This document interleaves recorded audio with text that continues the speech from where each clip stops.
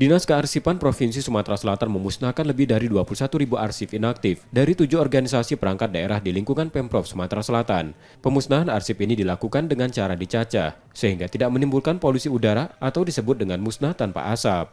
Pemusnahan dilakukan terhadap arsip yang tidak bernilai dan tidak digunakan lagi, serta melampaui masa retensi atau jangka waktu penyimpanan lebih dari 10 tahun.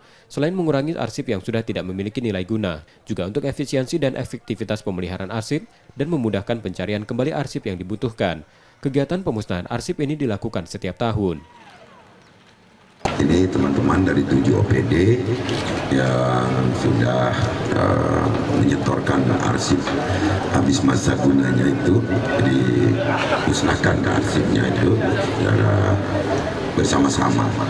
Dan arsip masa guna ini tidak boleh ada arsip lainnya lagi, baik digital maupun konvensional. Jadi betul-betul kalau tidak dimusnahkan ini diartikan musnah, tidak layak untuk digunakan lagi. Pemusnahan arsip tidak bernilai juga diawasi oleh tim verifikasi, serta memenuhi prosedur standar retensi arsip yang mengikat.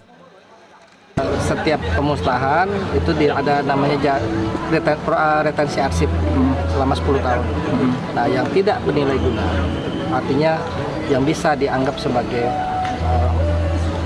limbah atau tidak ada nilai kegunaan, maka itu kemudian bisa dimusnahkan dengan pertimbangan-pertimbangan yang tadi sudah disampaikan. Selain arsip yang bersifat konvensional, pihaknya juga melakukan arsip digital yang meski berbeda bentuknya tetap diperlukan. M. Rizky Nurmizan, Kompas TV, Palembang, Sumatera Selatan.